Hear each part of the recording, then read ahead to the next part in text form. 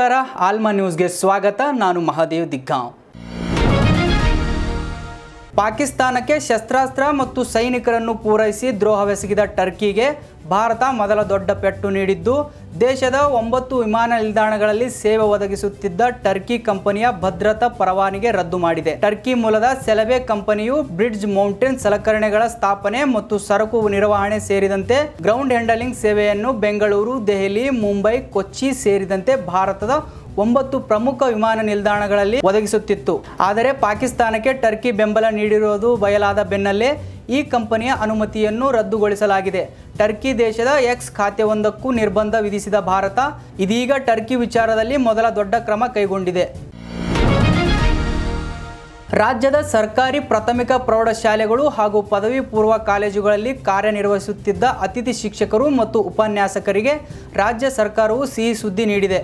ಅವರ ಬಹುದಿನದ ಬೇಡಿಕೆಯಂತೆ ಈ ಎಲ್ಲ ಅತಿಥಿ ಬೋಧಕರ ಮಾಸಿಕ ಗೌರವಧನವನ್ನು 2,000ಗಳಷ್ಟು ಹೆಚ್ಚಿಸಿದೆ. ಹಿಂದೆ ಸರ್ಕಾರ ಪ್ರಾಥಮಿಕ ಶಾಲಾ ಅತಿಥಿ ಶಿಕ್ಷಕರಿಗೆ 10,000 ರೂಪಾಯಿ ಹಾಗೂ ಪ್ರೌಢಶಾಲಾ ಅತಿಥಿ ಶಿಕ್ಷಕರಿಗೆ 10,500 ರೂಪಾಯಿ ಗೌರವ ಸಂಭಾವನೆಯನ್ನು ನಿಗದಿಪಡಿಸಿತ್ತು. ಇದೀಗ ಈ ಮೊತ್ತಕ್ಕೆ ಹೆಚ್ಚುವರಿಯಾಗಿ 2,000ಗಳನ್ನು ಸೇರಿಸಲಾಗಿದ್ದು, ಪರಿಷ್ಕೃತ ಗೌರವ ಸಂಭಾವನೆಯು ಪ್ರಾಥಮಿಕ ಶಾಲಾ ಅತಿಥಿ ಶಿಕ್ಷಕರಿಗೆ 12,000 ಹಾಗೂ ಪ್ರೌಢಶಾಲಾ ಅತಿಥಿ ಶಿಕ್ಷಕರಿಗೆ 12,500 ರೂಪಾಯಿ ಆಗಲಿದೆ. ಈ ಹಿಂದೆ ಸರ್ಕಾರಿ ಪದವಿ ಪೂರ್ವ ಕಾಲೇಜುಗಳ ಅತಿಥಿ ಉಪನ್ಯಾಸಕರಿಗೆ 12,000 ನಿಗದಿಪಡಿಸಲಾಗಿತ್ತು.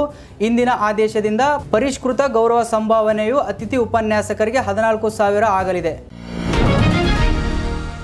ರಾಜ್ಯದ ಪ್ರಸಿದ್ಧ ಧಾರ್ಮಿಕ ಕ್ಷೇತ್ರವಾದ ಮಲೆ ಮಹದೇಶ್ವರ ಬೆಟ್ಟದಲ್ಲಿ ಭಕ್ತರು ತೋರಿಸಿರುವ ಅಪಾರ ಶ್ರದ್ಧೆಯ ಹಿನ್ನೆಲೆಯಲ್ಲಿ ಕಳೆದ 29 ದಿನಗಳಿಂದ ಸಂಗ್ರಹಣೆಯಾಗಿದ್ದ ಹುಂಡಿ ಎಣಿಕೆ ಕಾರ್ಯ ಮಾಡಲಾಗಿದ್ದು, ಬರೋಬ್ಬರಿ 2.54 ಕೋಟಿ ರೂಪಾಯಿ ದಾಖಲೆಯ ಮೊತ್ತ ಸಂಗ್ರಹಣೆಯಾಗಿದೆ. 2.54 ಕೋಟಿ ರೂಪಾಯಿ ಭಕ್ತರಿಂದ ಸಂಗ್ರಹಣೆಯಾಗಿದ್ದು, ಜೊತೆಗೆ 69 ಗ್ರಾಂ ಚಿನ್ನ ಮತ್ತು 2 ಕೆಜಿ 77 ಗ್ರಾಂ ಬೆಳ್ಳಿ ವಸ್ತುಗಳು ಸಂಗ್ರಹಣವಾಗಿವೆ.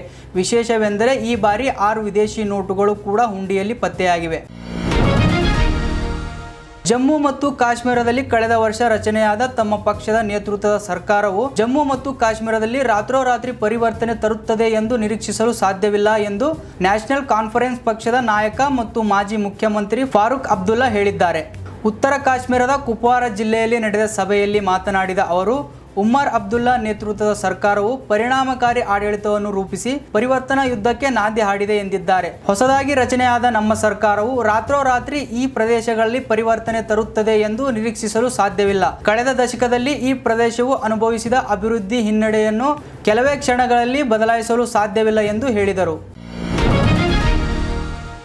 ಭಾರತೀಯ ಸೇನಾ ಪಡೆಗಳ ಶೌರ್ಯವನ್ನು ಗೌರವಿಸಲು ಕಾಂಗ್ರೆಸ್ ಪಕ್ಷವು ಮೇ 20ರಿಂದ 30ರವರೆಗೆ ದೇಶದಾದ್ಯಂತ ಜೈ ಹಿಂದ್ ಸಭಾಗಳನ್ನು ಆಯೋಜಿಸಿದೆ. ಸೇನಾ ಪಡೆಗಳ ಯಶಸ್ಸು ಮತ್ತು ಅತ್ಯುನ್ನತ ಶೌರ್ಯಕ್ಕೆ ನಮಿಸಲು ಈ ಕಾರ್ಯಕ್ರಮವನ್ನು ಆಯೋಜಿಸಲಾಗಿದೆ ಎಂದು ಕಾಂಗ್ರೆಸ್ ಪಕ್ಷ ತಿಳಿಸಿದೆ. ಸಭೆಯಲ್ಲಿ ದೇಶದಲ್ಲಾದ ಭದ್ರತಾ ಲೋಪಗಳು, ರಾಷ್ಟ್ರೀಯ ಭದ್ರತೆಯನ್ನು ಸರ್ಕಾರ ನಿರ್ವಹಿಸುವ ರೀತಿ ಮತ್ತು ನಮ್ಮ ದೇಶದ ರಾಷ್ಟ್ರೀಯ ಭದ್ರತಾ ವಿಚಾರದಲ್ಲಿ ಅಮೆರಿಕದ ಪಾತ್ರ ಕುರಿತು ಸರ್ಕಾರದ ಮೌನದ ಬಗ್ಗೆ ಕಳವಳ ವ್ಯಕ್ತಪಡಿಸಲಾಗುವುದು ಎಂದು ಕಾಂಗ್ರೆಸ್ ಪಕ್ಷದ ಪ್ರಧಾನ ಕಾರ್ಯದರ್ಶಿ ಕೆಸಿ ವೇಣುಗೋಪಾಲ್ ಟ್ವಿಟರ್ನಲ್ಲಿ ತಿಳಿಸಿದ್ದಾರೆ. ಸಭೆಯಲ್ಲಿ ನಿವೃತ್ತ ಸೇನಾ ನಾಯಕರು, ಕಾಂಗ್ರೆಸ್ ನಾಯಕರು, ಸಾರ್ವಜನಿಕರು ಪಾಲ್ಗೊಳ್ಳಲಿದ್ದಾರೆ ಎಂದು ತಿಳಿಸಿದ್ದಾರೆ.